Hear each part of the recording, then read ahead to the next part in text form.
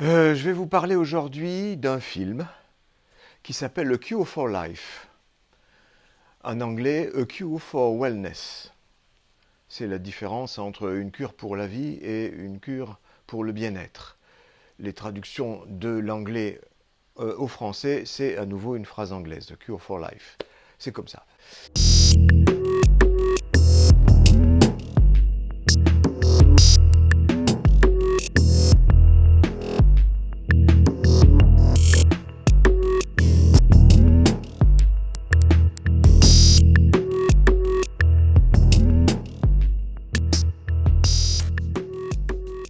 On va voir que dans le courant de la vision du film, on s'aperçoit qu'effectivement, cette cure pour le bien-être, dont pourraient se targuer bien des cliniques de Suisse et d'ailleurs, d'hydrothérapie et autres, et que finalement, il s'agit d'une cure pour la vie, c'est-à-dire la vie éternelle. Mais nous verrons ça plus tard. Alors d'abord un mot sur l'esthétique du film, qui est formidable, mais qui est glauque. Le glauque est à la mode à Hollywood, notamment je pense à La mémoire de l'eau, qui était tout dans les tons verts. Eh bien nous revoilà dans les tons verts, parce que là il s'agit aussi de la mémoire et il s'agit aussi de l'eau. On va voir de quelle façon. Évidemment il s'agit d'une clinique d'hydrothérapie, donc il est question d'une cure par l'eau. Hein. Alors comment ça se passe dans cette esthétique? Il y a d'abord ces tons verts qui s'étalent dans toutes les déclinaisons possibles, en tirant aussi parfois vers le gris. Et puis il y a une esthétique du miroir qui est là assez fréquemment, à savoir par exemple ces séquences au port du bassin qui fait miroir, ou encore cette introduction, je dirais, là où vraiment ça commence, c'est-à-dire quand le principal protagoniste du film, à savoir le jeune Lockhart, arrive en Suisse, et donc il y a un train suisse, un magnifique train qui passe dans les montagnes, et qui prend la voie par un virage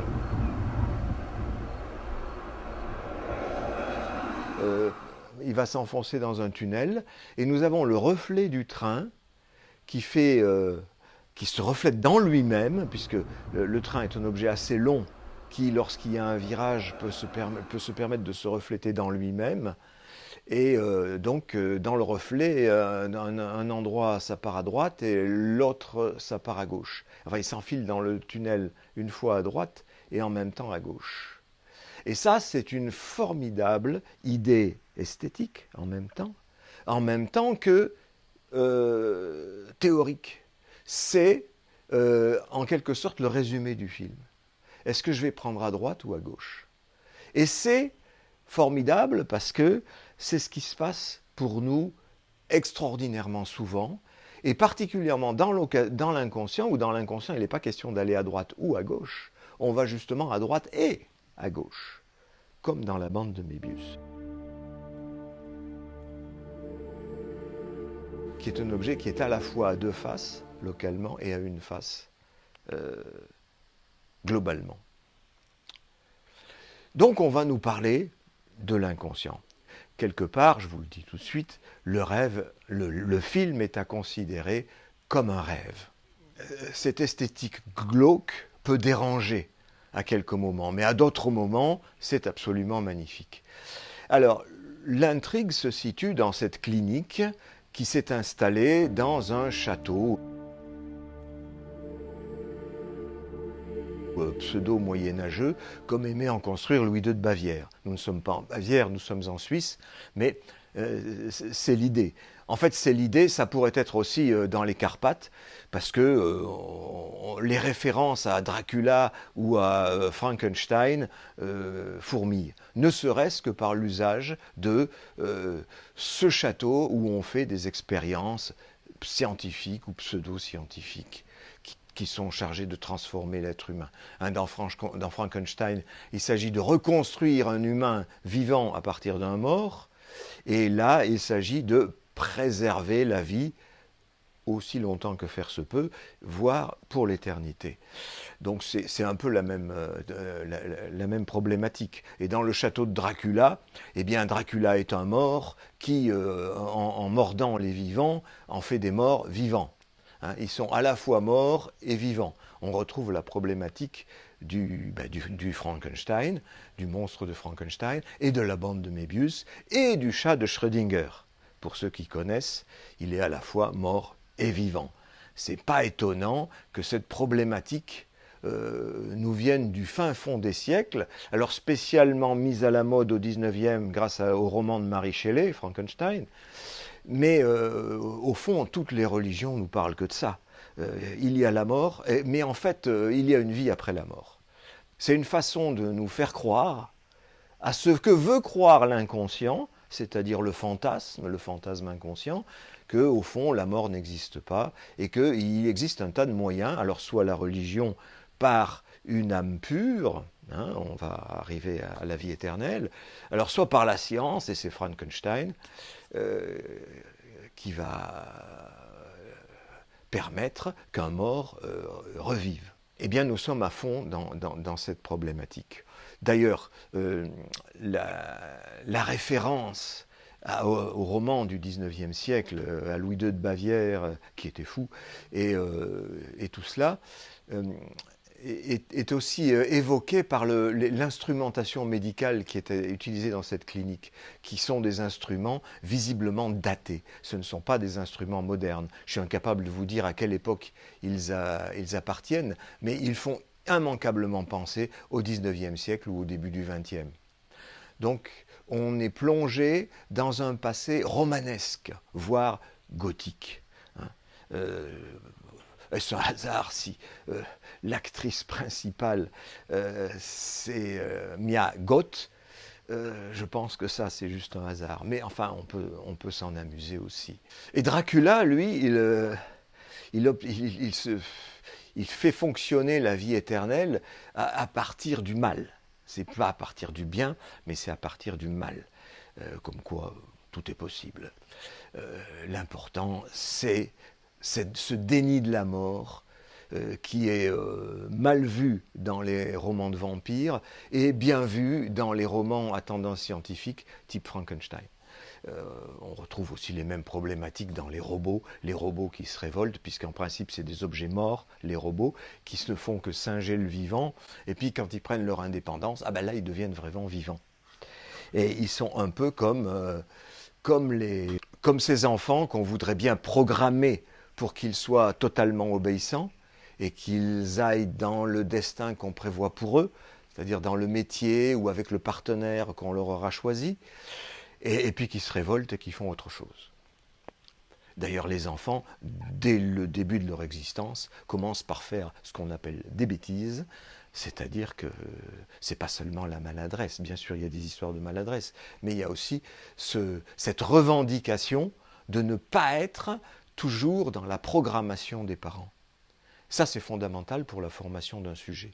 Et ce conflit entre la programmation, c'est-à-dire l'obéissance aux parents, et le souci de se trouver une voie qui est propre et qui est beaucoup plus difficile à trouver, parce que du coup, il n'y a plus de modèle, ou alors on fait contre le modèle, ce qui, quelque part, revient souvent au même, hein, si on veut faire l'inverse exact du modèle.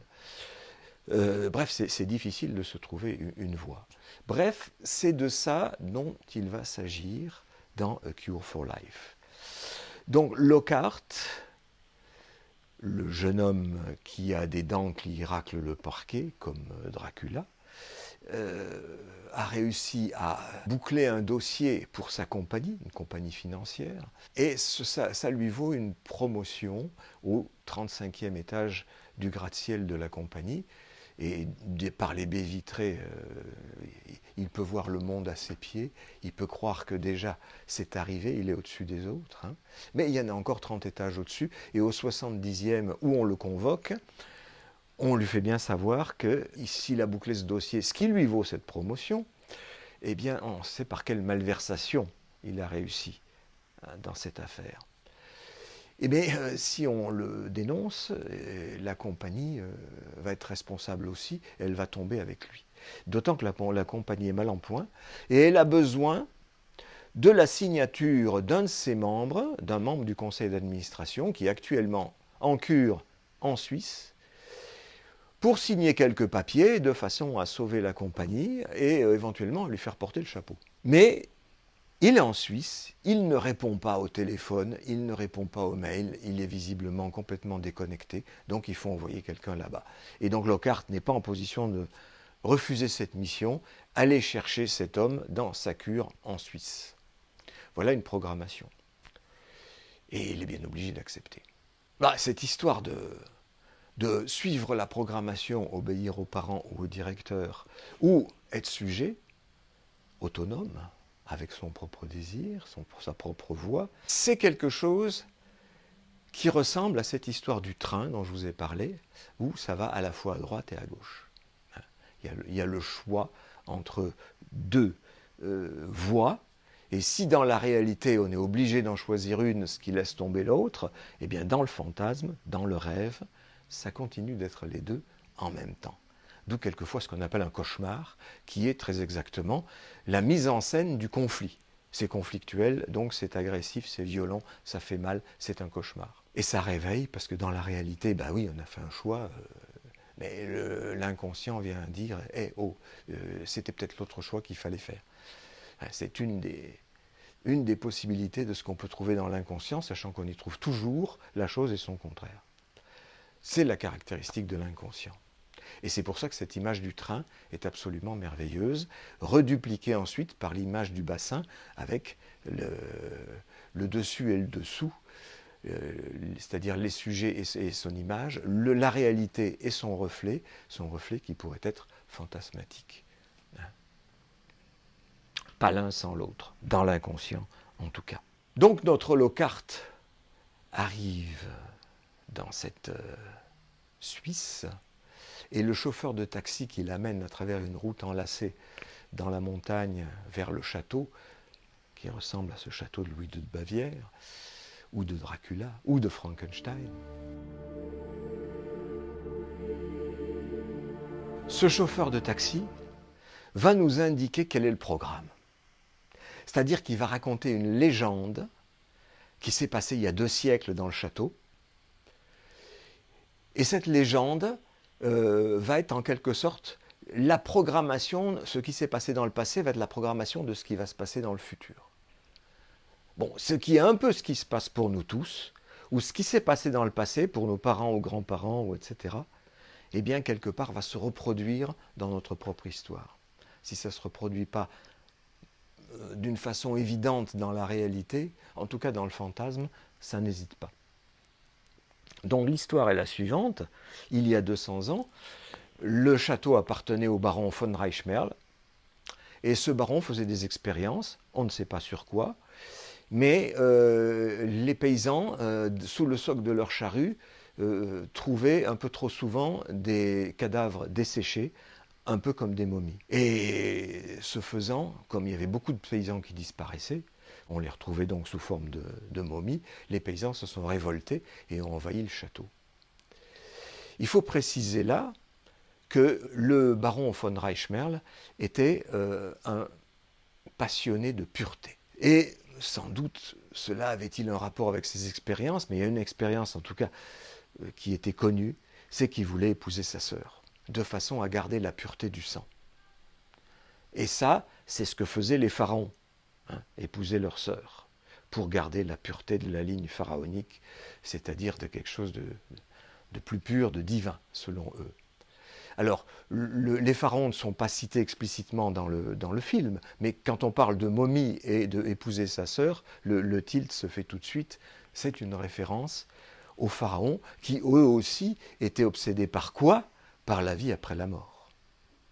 C'est-à-dire par ce déni de la mort qui fait que, à la fois à droite et à gauche, à la fois vivant et mort, comme le chat de Schrödinger, comme le vampire de Dracula, comme les monstres de Frankenstein.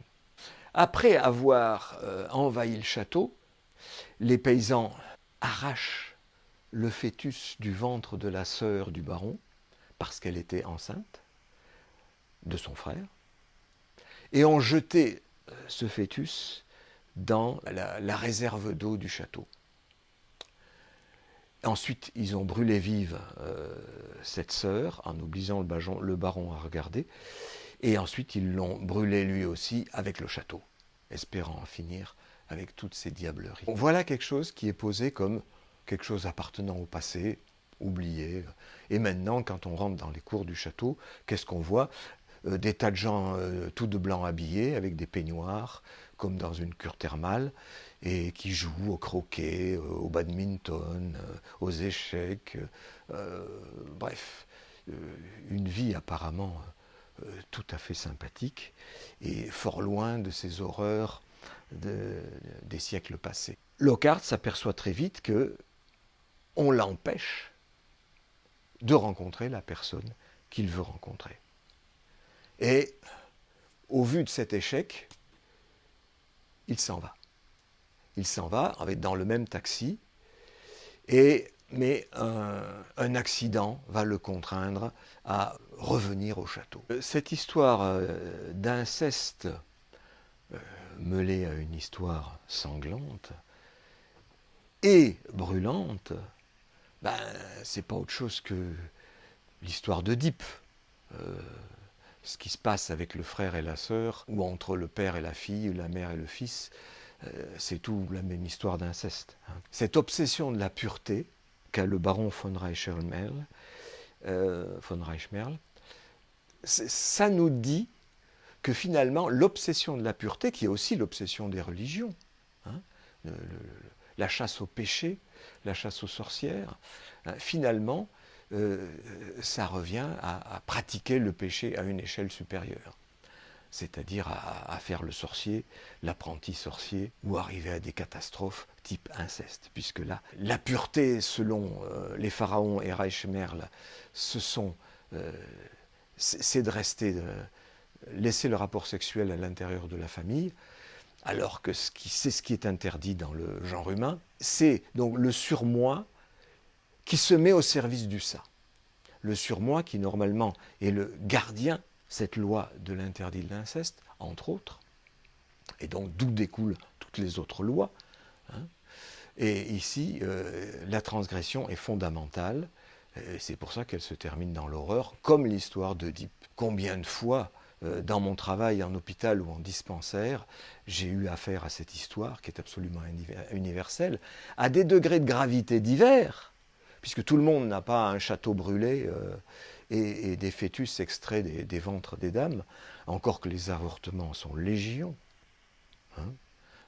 beaucoup plus fréquents que ce que l'on croit, parce que c'est à peu près toutes les femmes que j'ai eu à écouter qui m'ont parlé des avortements qu'elles avaient eu à subir. Tout cela nous concerne, ce n'est pas seulement du roman, je l'ai entendu des tas de fois, je l'ai entendu dans ma propre histoire. Alors, la psychanalyse est beaucoup décriée de nos jours, au nom en particulier de ses références à la question sexuelle, et à l'Oedipe, qui est une horreur tellement horrible qu'on ne peut que condamner la psychanalyse de l'avoir dévoilée. C'est pourtant ce qui revient sans arrêt dans les histoires des gens, dans les rêves des gens, et dans les films, puisque les bons films sont ceux qui sont tissés à partir de ces histoires, qui sont toujours des variantes de toujours la même histoire.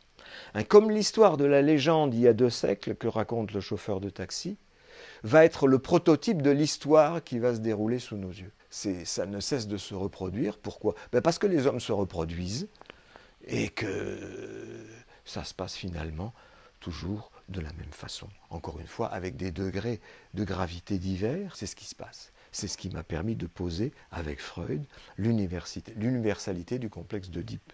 Alors il n'est pas appelé comme ça dans le film, bien évidemment, mais c'est de ça dont il s'agit.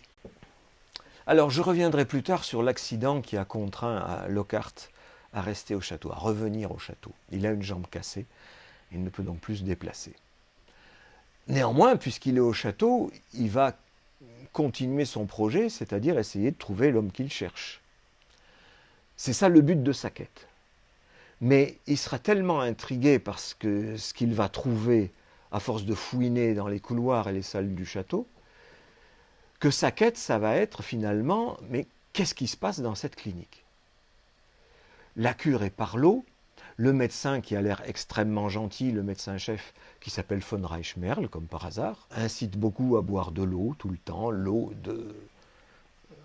du château qui est censé avoir des vertus formidables. Puisqu'il est là, Lockhart d'ailleurs, le médecin directeur, donc von Reichmerl, va lui proposer de faire la cure, pourquoi pas, puisqu'il est là. Et là aussi, à droite ou à gauche, Lockhart hésite. Parfois, il va se laisser faire en se disant, après tout, pourquoi pas? Je vais boire de l'eau, je vais faire cette cure.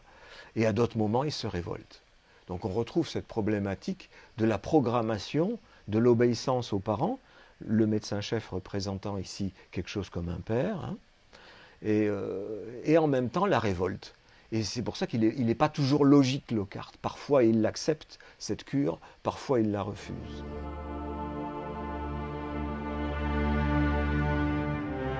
Alors par exemple, il boit de l'eau, comme un des éléments de la cure, mais aussi il va dans l'eau. Il y a des cuves énormes où on y va tout seul, immergé dans l'eau avec un respirateur. C'est un caisson de privation sensorielle. C'est le genre de cure qui effectivement existe, qui a été très à la mode à une certaine époque. Peut-être c'est encore à la mode maintenant. Hein, c'est dans le cadre du New Age et de toutes les choses naturelles, etc., pour se retrouver soi-même. Donc, de toute façon, c'est de l'eau, qu'est-ce que ça coûte d'essayer?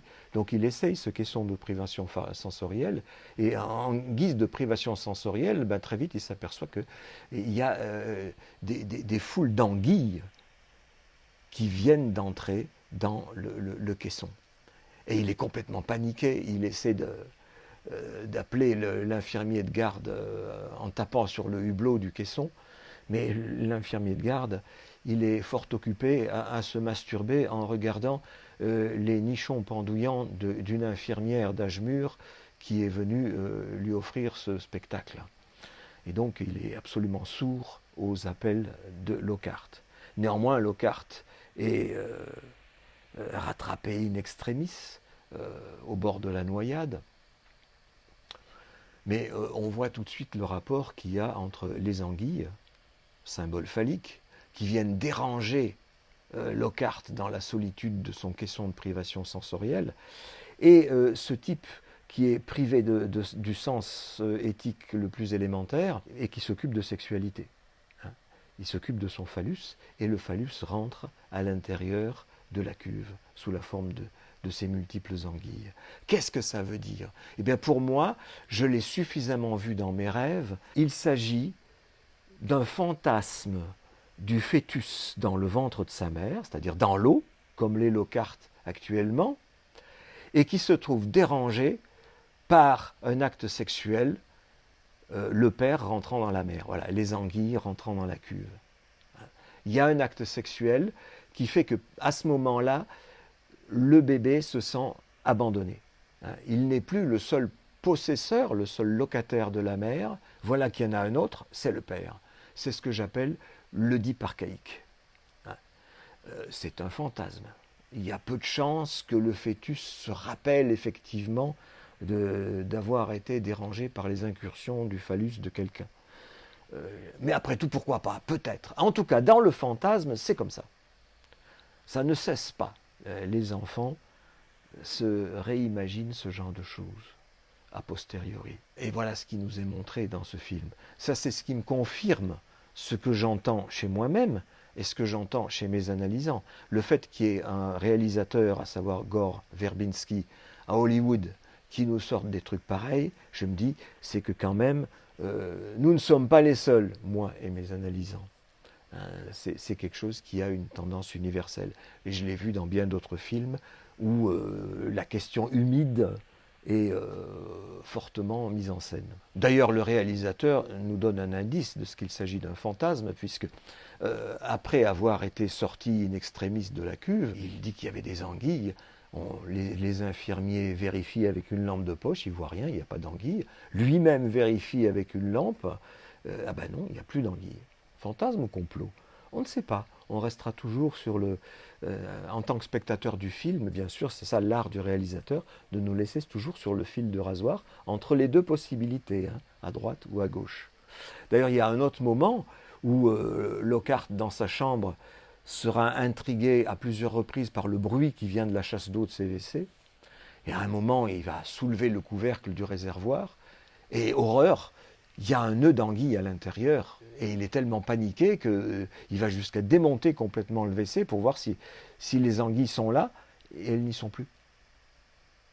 Donc il commence à se poser la question, ai-je des hallucinations, ou est-ce une réalité qu'on me cache? C'est la question que se pose tout le monde. C'est pour ça qu'il y a des gens, il y a des théories du complot qui circulent dans le monde, hein. C'est tout simplement la paranoïa élémentaire de chacun. C'est pas réservé à certaines personnes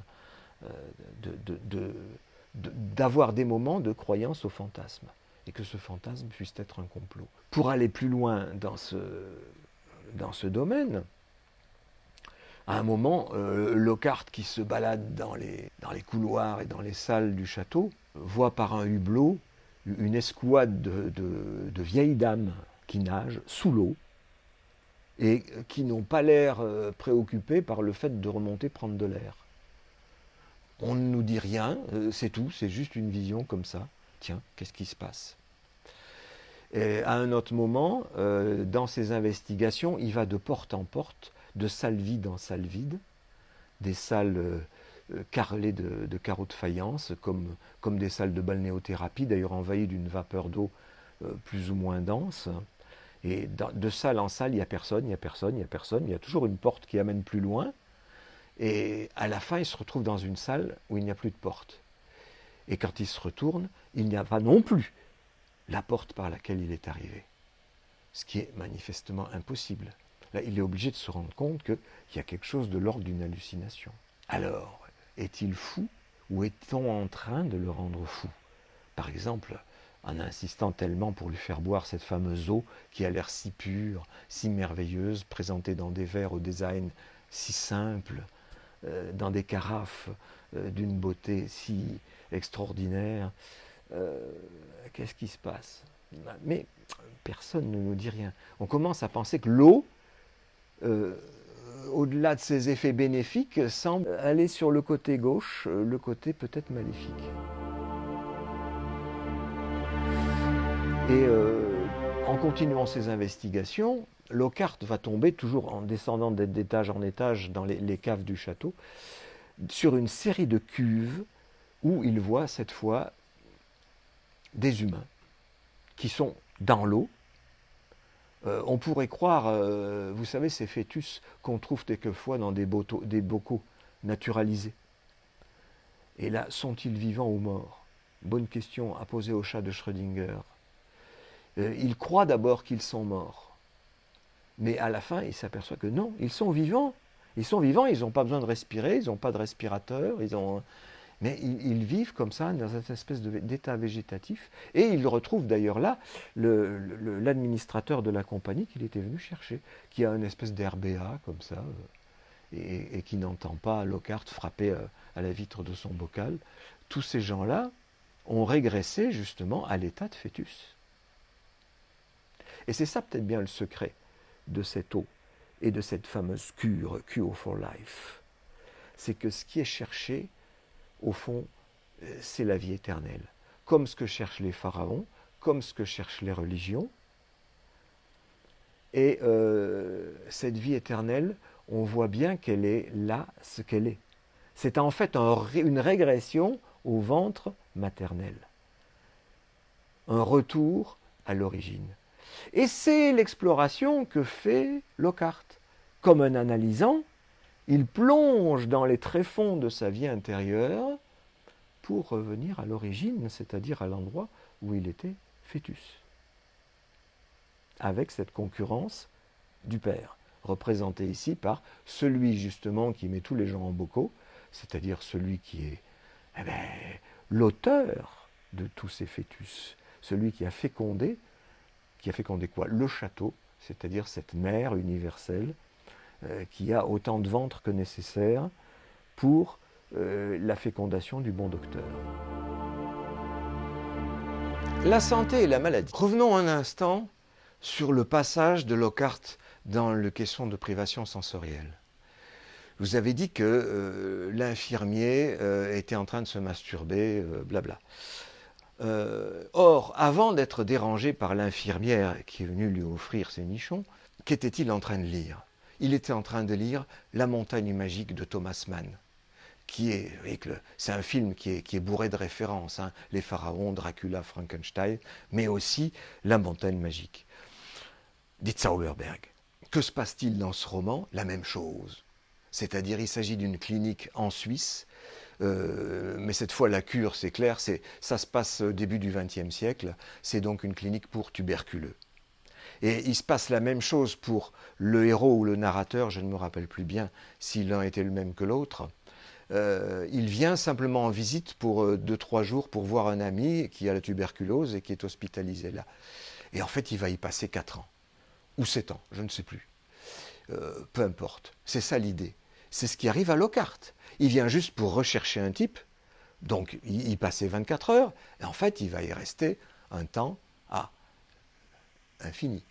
D'ailleurs, chaque fois qu'il pose la question à des gens qui sont là, les gens lui répondent « Mais pourquoi aurait-on envie de partir ?» En effet, pourquoi voudrait-on quitter la vie éternelle? Parce que c'est ça qui se passe. Mais à entendre, compte tenu de l'interprétation que je vous ai trouvée, pourquoi quitter le ventre de la mer? Au fond, c'est à ça que ça revient. Hein. C'est ça l'idée du à la fois mort et vivant. Là, c'est à la fois mort et pas né. Le héros de La montagne magique va rester là toutes ces années, et c'est absolument passionnant ce qui s'y passe, bien qu'il ne s'y passe rien, puisque que voulez-vous qu'il se passe dans une clinique, hein, il n'y a pas de hold-up, il n'y a pas de guerre, il n'y a même pas de viol. C'est tout à fait, on est entre gens aristocratiques parce que c'est une clinique pour riches. Hein. Donc il est très content d'être là. Il y reste. Il y reste et c'est l'idée de pourquoi quitter le paradis terrestre. C'est ça l'idée. Alors l'idée qui est en dessous, c'est qu'il faut être malade pour avoir accès au paradis terrestre. Il faut être tuberculeux dans La montagne magique.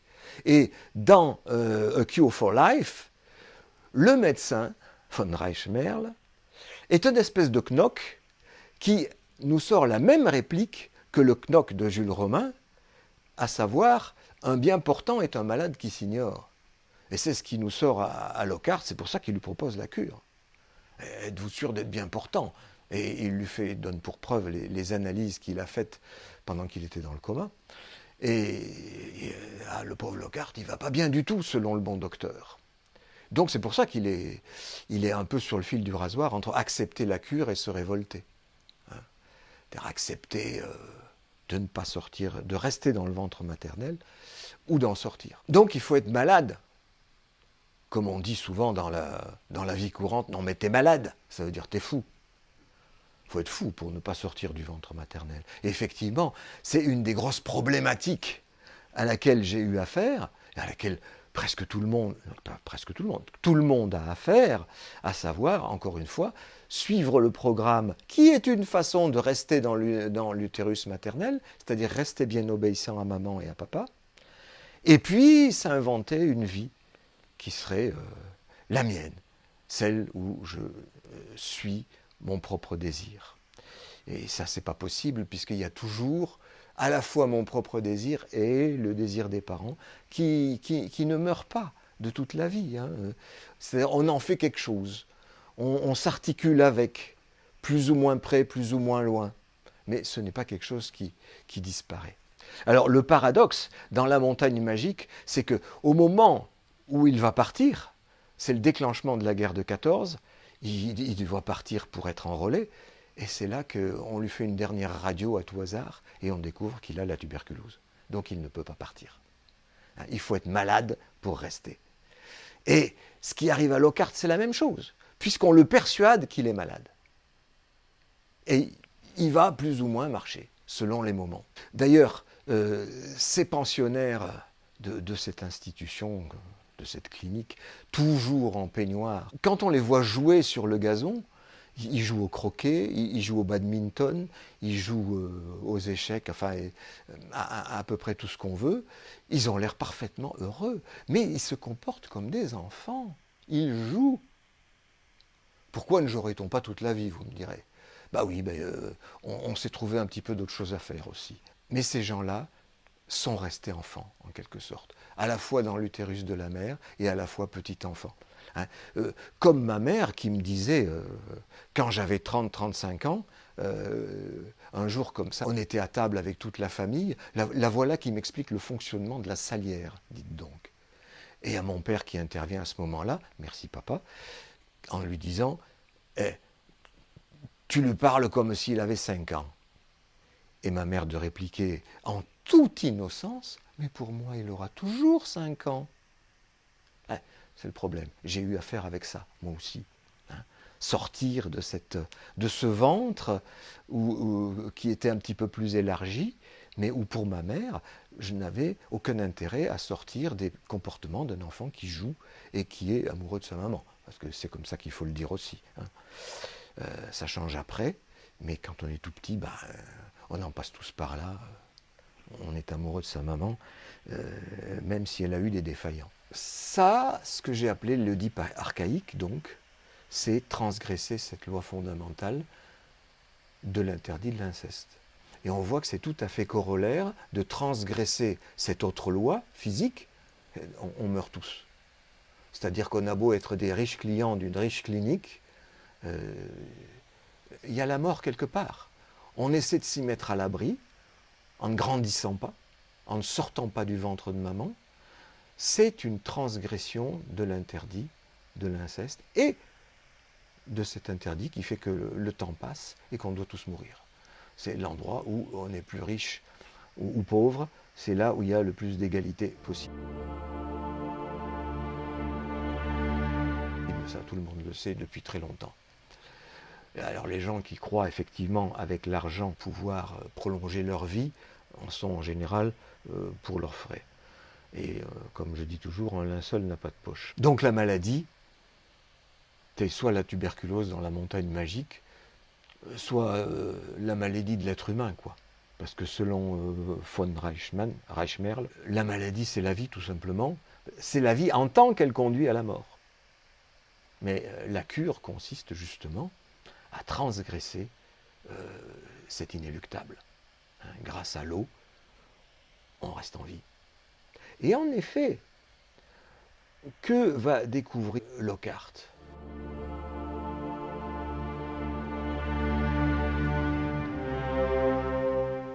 Il y a une deuxième jeune personne, parce que tous les gens dans cette clinique sont des vieux. Hein, c'est comme si c'était une maison de retraite. Des gens qui ont couru après la richesse, le bonheur, l'amour, la haute position sociale, etc. Et qui s'aperçoivent que rien ne vaut la vie éternelle. Et de même que Lockhart, croyant courir après la richesse, une haute position sociale, le pouvoir, etc., en fait, change sa quête. Sa quête, c'est découvrir le secret de la clinique, c'est-à-dire son propre sacré, hein, qui est le secret de tout le monde, c'est-à-dire celui de l'origine, c'est-à-dire ce moment où je n'étais pas là et où j'ai été engendré, où j'ai été dans l'utérus de maman, et où j'ai été un petit garçon, une petite fille, qui sont des moments que j'ai oubliés. C'est-à-dire, je les ai oubliés, ça reste le secret enfoui de ma propre vie. Et donc Lockhart, à l'instar d'un analysant, il fait cette descente dans les caves du château pour se trouver lui-même. Et donc, il est le seul jeune dans toute cette population. Mais il y en a une autre. Enfin, il y a une fille, une jeune fille, très belle, qui est là, qui elle aussi hante les couloirs et les salles du château. C'est la seule qui n'est pas habillée en peignoir blanc. On dirait qu'elle est une exception. D'ailleurs, elle dit, le médecin dit que je suis un cas exceptionnel. Le médecin lui-même dit, je la considère comme ma fille. En effet, elle est née au château, elle n'en est jamais sortie. Et le prétexte, c'était, tu es malade, ma fille. Et donc je dois te préserver la vie agitée, etc. On voit bien la même préoccupation du parent qui ne veut pas laisser partir son enfant, hein, qui l'élève pour son propre usage et non pas pour qu'il trouve le sien propre, qu'elle trouve le sien propre en l'occurrence.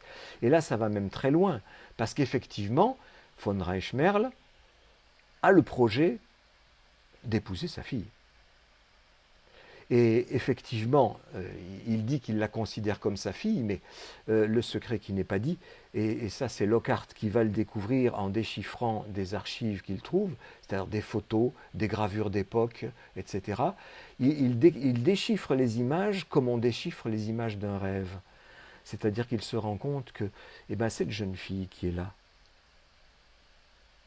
c'est le fœtus fruit des amours du frère et de la sœur il y a 200 ans, et qui avait été jeté dans l'eau du château, du réservoir d'eau du château. D'où la découverte des vertus miraculeuses, en quelque sorte, de cette eau, dont nous avons compris que c'était l'eau de la poche des os de l'utérus, hein, c'est qu'elle est toujours dans cet utérus. En fait, elle n'en est pas sortie, mais elle a grandi. Elle a grandi toutefois, mais elle n'est pas pubère. Elle a une stature d'adulte, mais c'est au moment où elle rentre dans une piscine souterraine qu'elle s'aperçoit que l'eau se rougit autour d'elle, et elle ne comprend pas, parce que bien sûr personne ne lui a expliqué, mais c'est là que son père comprend qu'elle est pubère et qu'il va enfin pouvoir l'épouser. C'est-à-dire réussir l'exploit qui avait échoué 200 ans auparavant avec sa sœur. Parce que c'est lui aussi, c'est le baron Reichmerle d'il y a 200 ans, qui n'est pas mort, qui est vécu depuis tout ce temps-là, et qui donc chérit cette fille comme la fille de sa sœur depuis le début, et veut la garder pour son usage personnel. Un redoublement de l'inceste, cette fois père-fille, après père-sœur, après frère-sœur, père-fille, où l'on voit qu'encore une fois, le souci de la pureté va dans le sens de la malhonnêteté, enfin de la transgression la plus absolue, c'est-à-dire celle qui empêche les gens de vivre en les empêchant de mourir. Parce que c'est ça le corollaire, finalement.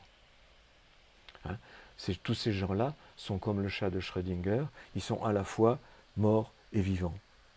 C'est-à-dire vivants dans l'eau, dans le fœtus, dans le ventre maternel.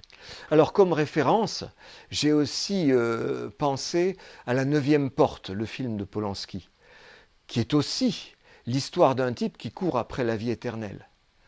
Et lui aussi, il court après des images de livres anciens. Selon les exemplaires du livre, elles sont semblables, mais en fait, il y a une toute petite différence, qui renvoie à la différence sexuelle, bien entendu, mais cette différence peut être très différente selon les images, mais avoir toutes ces images avec leurs différences, il y en a 9, à la 9e porte, le type pense avoir trouvé la vie éternelle. Bien entendu, il ne la trouvera pas, et ça va se terminer comme dans A Cure for Life, par l'incendie du château et la mise à feu du bonhomme.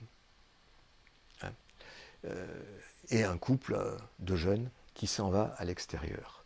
Parce que Lockhart, effectivement, tombe amoureux de la jeune fille, s'était téléphoné, et la jeune fille tombe amoureuse de Lockhart, s'était téléphoné aussi, puisque c'est les deux seuls jeunes dans cette histoire. D'ailleurs, à un moment, Lockhart fait une première tentative d'évasion, alors qu'il a encore la jambe dans le plâtre. C'est cette jambe qui l'a empêché de partir. Hein. Il voit qu'elle a un vélo, et il lui dit, vous pouvez m'aider avec le vélo, on peut s'en aller. Et elle lui répond, mais il m'est interdit de sortir du château. Et il lui répond du tac au tac, mais vous ne faites que ce qui est permis? Alors elle a un petit sourire, et effectivement, ils partent tous les deux sur le vélo. Ça renvoie effectivement à ce qui arrive à tous les enfants.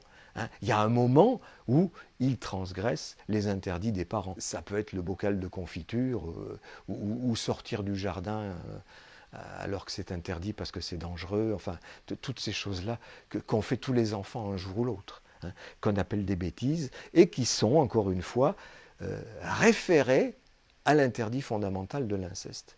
Ce pourquoi ils transgressent. Ils transgressent quoi? Non pas l'interdit de l'inceste, Mais ceux qui, même pour leur bien, favorisent l'inceste. C'est-à-dire, ne sors pas, ne fais rien qui soit dangereux, ne t'éloigne pas, ne joue pas à ceci, ne joue pas avec les allumettes, ne joue pas près de l'eau, etc., etc.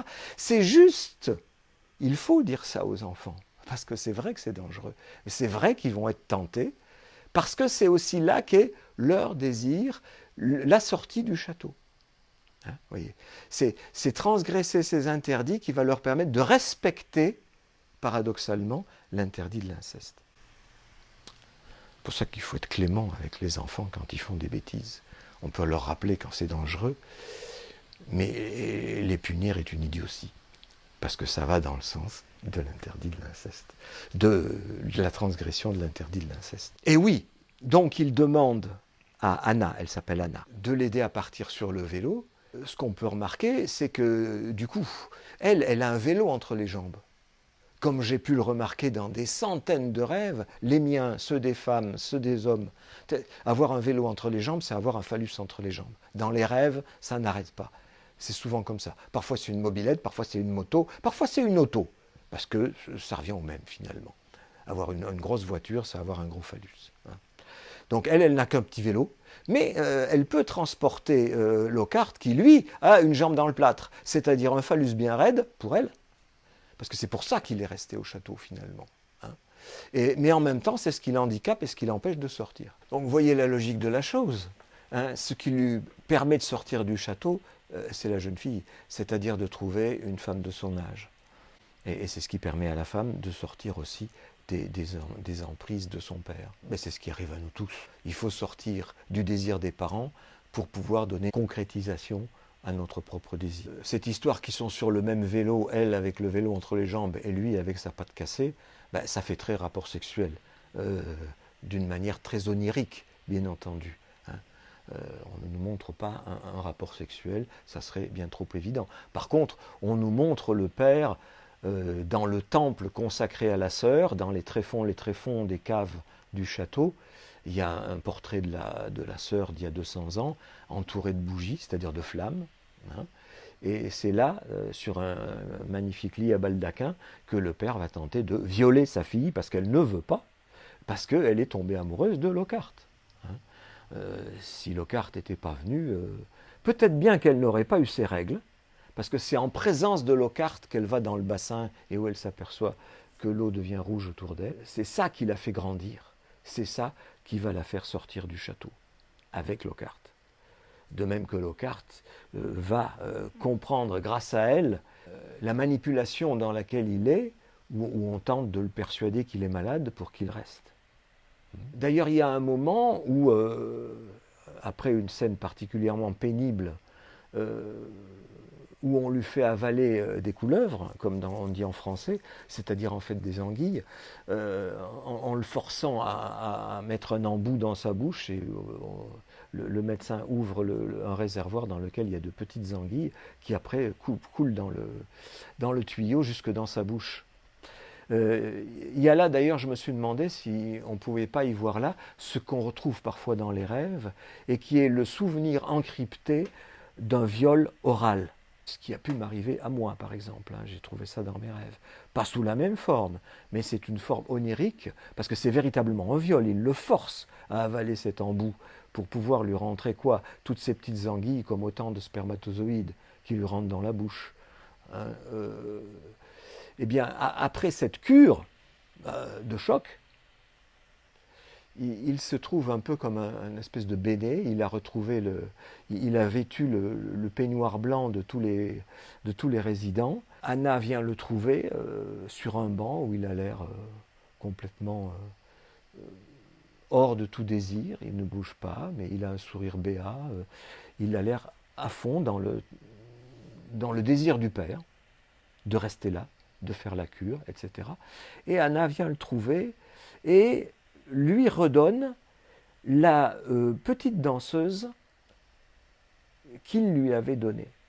La petite danseuse que sa mère lui avait donnée à son départ de New York. Sa mère lui avait donné une petite danseuse, c'était une façon de lui dire « Va mon fils, tu peux trouver une femme, je t'en donne une métaphore ». Et en même temps, Va mon fils, cette petite danseuse est une marionnette, tu n'es plus ma marionnette. Je te la donne, tu as le droit d'en faire ce que tu veux. Et effectivement, qu'est-ce qu'il en fait? Ben, il la donne à cette femme. C'est la circulation du désir entre une mère qui effectivement autorise son fils à avoir un désir propre, et ce désir étant coupé par le père, eh bien c'est la femme, Anna, qui lui redonne le désir en lui redonnant la petite danseuse, qui a les yeux fermés, qui rêve. Hein, c'est la circulation du désir sous la métaphore d'un objet. Donc ne plus être la marionnette. Et effectivement, c'est à partir de là que Lockhart se réveille à nouveau pour empêcher le père de violer la fille et la sortir définitivement du château. Sauf que le père ne se laisse pas faire, évidemment, puisque c'est l'aboutissement de 2 siècles de préparation, et qu'il y a une bagarre entre Lockhart, lui, et Anna, et c'est Anna qui finalement aura raison de lui en lui roulant une pelle. Excusez-moi, c'est en français, ça marche, je ne sais pas si ça marche en anglais, c'est-à-dire en lui plantant une pelle dans le sommet du crâne. Et le gars va tomber dans la piscine où les anguilles vont le dévorer. Comme dans les rêves, le meurtre du père est nécessaire pour pouvoir vivre sa vie.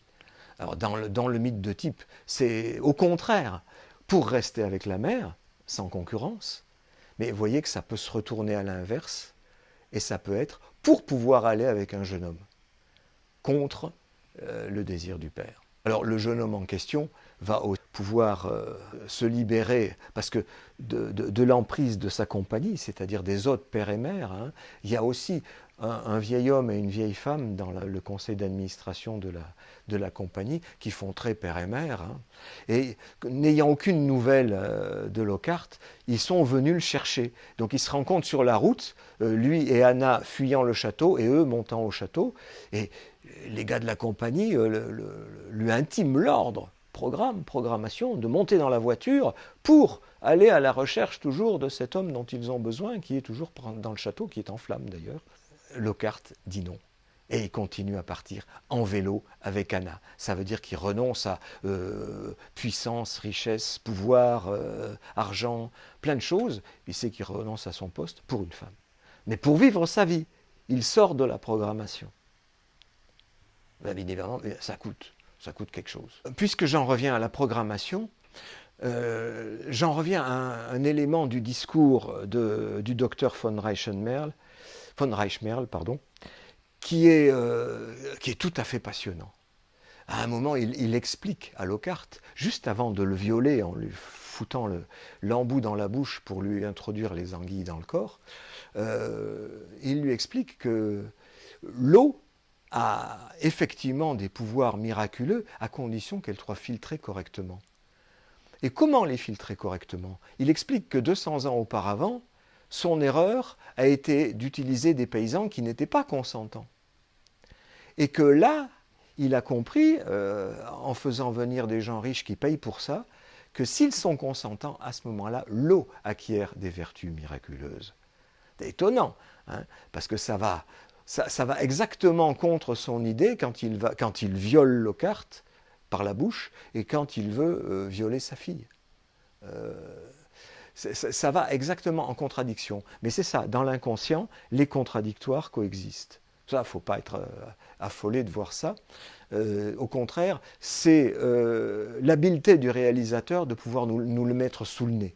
Hein. Ce brave homme, il pense être dans le bien, parce qu'il fait ça pour le bien des gens, hein, c'est pas pour les tuer, et s'il viole sa fille, c'est pour la pureté, et s'il viole Lockhart, c'est pour lui donner la vie éternelle, et pour aussi produire cette eau, parce qu'on voit dans les appareils qui sont comme des espèces d'énormes poumons d'acier, en fait, tous les patients sont là les uns après les autres, et il en coule goutte à goutte une eau filtrée, où on comprend que c'est le corps des patients qui filtre l'eau. L'eau qu'ils boivent ensuite, qui leur donne une vie éternelle. Donc vous voyez, c'est un circuit fermé. C'est un circuit fermé, comme le château, d'où on ne sort pas. On parle bien d'ailleurs des enceintes du château, du mur d'enceinte. On ne sort pas de la femme enceinte. Hein. C'est là ce paradoxe. dans lequel les contradictoires peuvent coexister, puisque là, la vie, c'est la non-naissance, et en même temps la mort. Je vous ai dit à un certain nombre de moments en quoi je pensais qu'il y avait là un fantasme universel, et je voudrais vous raconter un rêve personnel que j'ai fait avant d'avoir vu le film, mais pas longtemps avant, une semaine. Ça n'a rien d'un rêve prémonitoire, bien évidemment, mais c'est un rêve qui a curieusement la même structure que ce film. Je vous le raconte. Voilà, je suis en train de visiter l'épave d'un avion qui s'est crashé.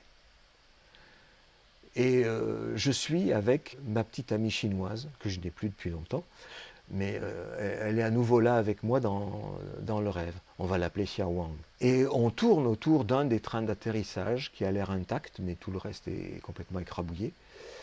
Et elle me dit, j'ai perdu 30 000. Je suis un peu affolé, je me dis, mais comment elle a fait? Et je pense que c'est le fruit d'un pari. Elle a perdu un pari, et je pense qu'elle a parié sur cet avion. L'avion qui s'est crashé. Et puis nous voilà de retour à l'hôtel. C'est comme ça, on est à l'hôtel. Ça ressemble à une espèce de grand hôtel des bains, de style rococo, c'est-à-dire un truc pour riches aussi, où tous les gens se baladent en peignoir blanc, vous voyez, curieusement, comme dans mon rêve. Hein. Et je cherche un endroit pour prendre une douche et pour pisser. Et en entrant à l'hôtel, furtivement, comme ça, très rapidement, sur un côté, je vois une porte ouverte, et dans cette porte, il y a des gens qui sont rassemblés pour prier. Pour prier pour qui? Pour les victimes du crash de l'avion. Et je pense qu'il est possible que mon père ait été dans cet avion, parce qu'effectivement, il devait prendre cet avion. Mais je ne m'attarde même pas, en fait, pour moi, c'est pouf, il faut que je trouve une douche et un endroit pour pisser. Alors le fait de trouver un endroit pour pisser, ça m'arrive souvent dans les rêves. Hein. Ça, c'est la fonction du rêve qui est gardien du sommeil.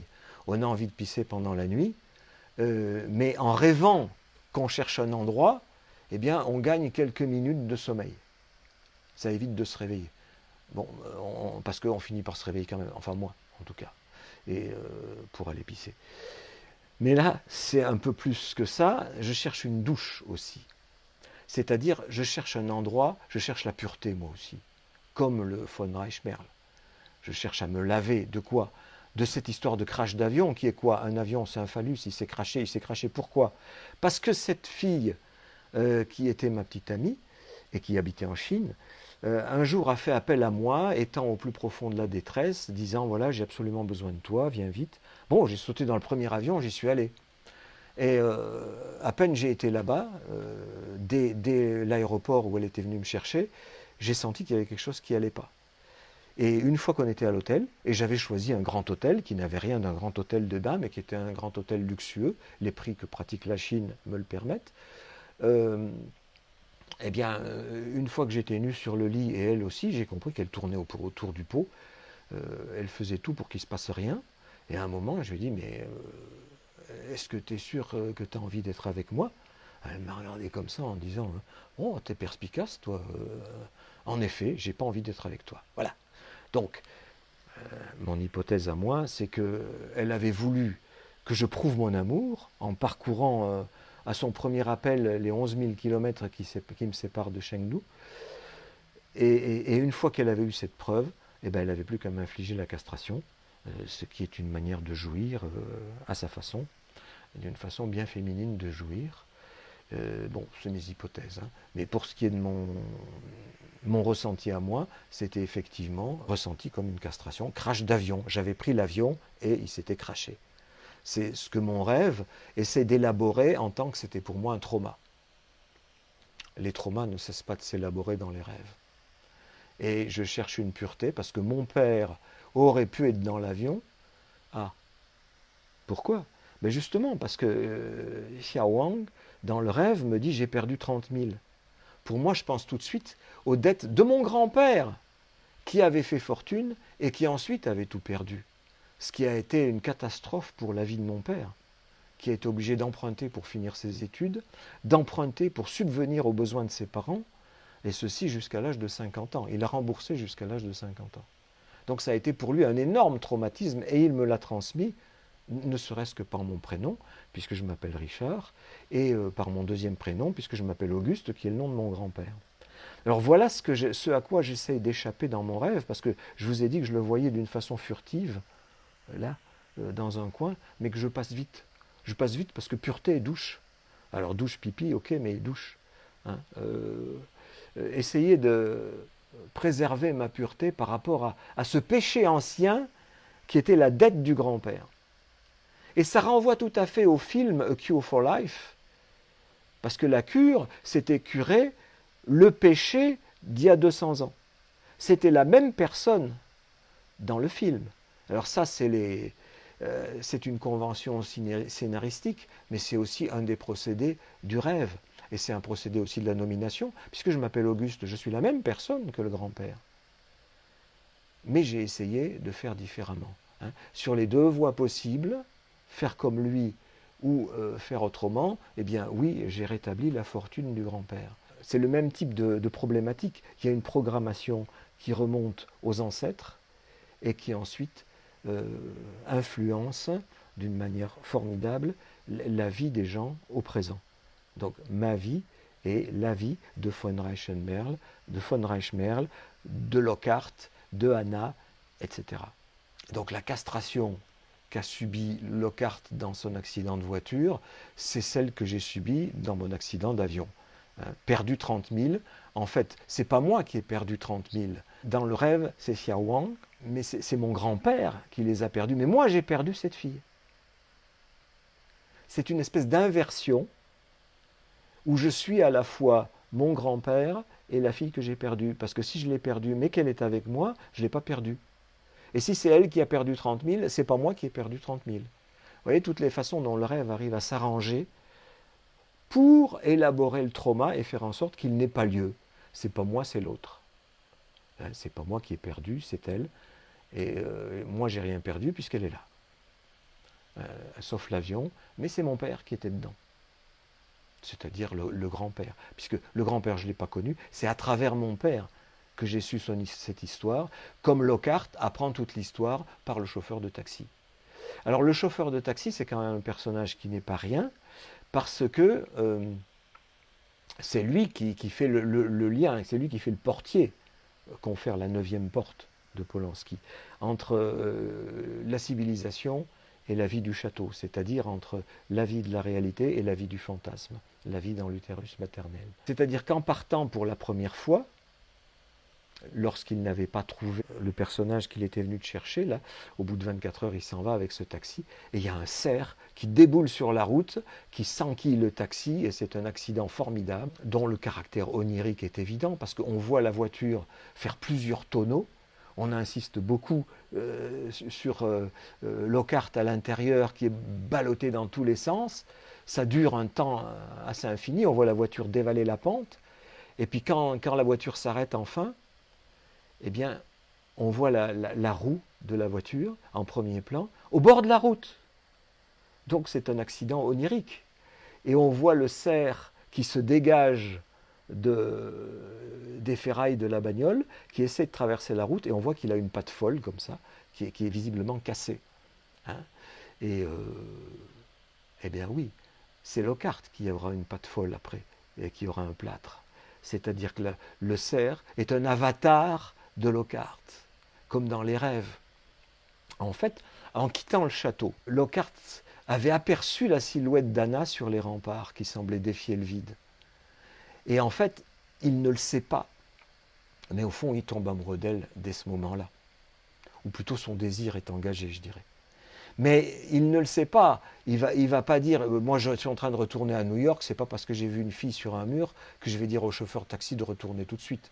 Du point de vue de la raison, ça ne se fait pas. Mais il y a un cerf qui vient traverser la route et qui vient lui casser la patte. Lui casser la patte, c'est-à-dire lui rappeler que la rencontre de l'autre sexe qu'il vient de faire, en voyant cette fille sur le mur, eh bien, ça lui rappelle la castration. Mais en même temps, ça rappelle le désir. C'est là où le désir est le corollaire de la castration. Je rencontre en tant qu'homme l'autre sexe qui me rappelle qu'il y a de la castration, mais en même temps, ça me cause le désir, c'est-à-dire ça me fait bander, c'est-à-dire ça me rappelle que j'ai un phallus. Car l'un ne va pas sans l'autre. Si j'ai un phallus, je risque de le perdre. Dans mon rêve, il n'est question que de ça. Il n'est question que de la perte et de comment je m'arrange avec la perte, c'est-à-dire avec la castration, pour essayer de faire en sorte que c'est pas moi, c'est l'autre. Et c'est avoir une femme, effectivement, qui prouve aux hommes qu'ils ne sont pas castrés. Et quand cette femme s'en va, comme c'était mon cas dans cette histoire-là, eh bien, la castration est là et on n'y peut rien. La rencontre avec l'autre sexe, c'était la castration, mais c'était le désir et le phallus bandant. Et la perte de l'autre, eh bien, c'est à nouveau la castration avec plus de phallus du tout. Parce que le phallus, il n'existe que lorsqu'il est en fonction, je dirais. Autrement, comme organe, il n'a pas trop d'intérêt, à part réveiller le dormeur pour aller pisser, éventuellement, lui rappeler éventuellement qu'il a un phallus et un désir, mais c'est subsidiaire. Bon, encore un détail qui me sidère de similitude avec le film, c'est que dans ce film, je vous ai parlé de ce château qui est comme un hôtel de luxe finalement, comme un grand hôtel des bains, comme on dirait à Évian ou dans je ne sais quelle ville d'eau. Eh bien moi aussi je me balade dans un grand hôtel et je cherche dans les couloirs, je vais de salle en salle pour trouver cette douche et ces WC. Mais comme Lockhart qui erre dans ces couloirs à la recherche de quoi?